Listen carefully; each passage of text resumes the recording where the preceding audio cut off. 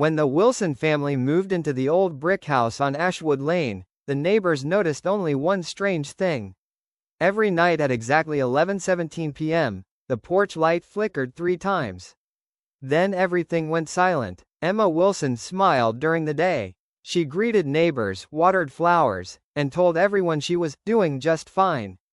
But behind the closed front door, the house carried a different sound: raised voices, objects breaking, and long stretches of fearful silence. Her husband, Daniel, had become controlling over the years. He isolated Emma from friends and family, convinced her she had nowhere else to go, and filled the house with constant fear. Their 10-year-old daughter, Lily, learned to recognize danger by the way the floorboards creaked beneath her father's footsteps. One rainy evening, after another frightening argument, Emma locked herself and Lily in the upstairs bedroom. Daniel pounded on the door before suddenly stopping. The silence that followed felt worse. The next morning, Daniel was gone. His car still sat in the driveway. His wallet remained on the kitchen counter. But Daniel had vanished. Police searched the neighborhood for weeks. They found no evidence of where he had gone. Eventually the investigation grew cold, and life slowly settled into a fragile peace. Emma and Lily stayed in the house because they had nowhere else to go. That was when the nightmares began. Every night at 11:17, the porch light blinked 3 times. Tap, tap, tap. Then footsteps echoed through the hallway. Not loud footsteps. Slow, patient, always stopping outside Lily's bedroom. One night Emma gathered enough courage to open the door. No one stood there, only muddy footprints leading down the hallway, and disappearing into the wall. The following morning, every family photograph had changed.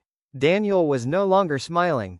His face appeared blurred, twisted into an expression of rage. In every picture his eyes stared directly at Emma. She threw the photographs into the fireplace. They were back on the wall the next morning. Weeks passed. Doors slammed by themselves. Whispers drifted through the vents. Sometimes Emma heard Daniel's voice softly repeating the same words he used to say: "You'll never leave." Lily began speaking to someone in her room. "He says the house belongs to him," she whispered one morning. Emma searched every inch of the attic and basement, convinced someone was living inside the walls. Instead she found a small wooden box hidden beneath loose floorboards. Inside were dozens of letters.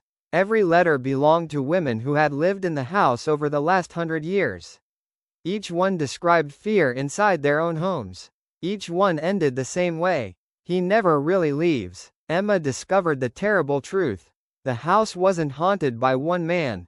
It was haunted by generations of violence, grief, and terror. Every act of cruelty had stained the walls until the house itself fed on fear, replaying it over and over. The spirit wearing Daniel's face wasn't truly Daniel anymore. It was something older, something that grew stronger whenever victims believed they had no escape. Emma realized hiding only made it stronger. The next evening, instead of locking every door, she packed their belongings. She took Lily's hand. Before leaving, Emma stood in the hallway where the whispers always began. "You don't own us anymore." The lights exploded. Windows rattled. A deafening scream echoed through the house as every photograph shattered at once. Emma and Lily walked out without looking back. The porch light blinked 3 times behind them. Then the house went completely dark. Months later, another family purchased the property. Fresh paint covered the walls. New curtains hung in the windows. The house looked welcoming again. The first night they moved in, the neighbors watched as the porch light flickered exactly 3 times at 11:17 p.m. Then everything became silent. If you listened carefully from the sidewalk, you could hear a woman's voice whisper through the walls: "Leave while you still can." No one ever did, and the house kept collecting secrets.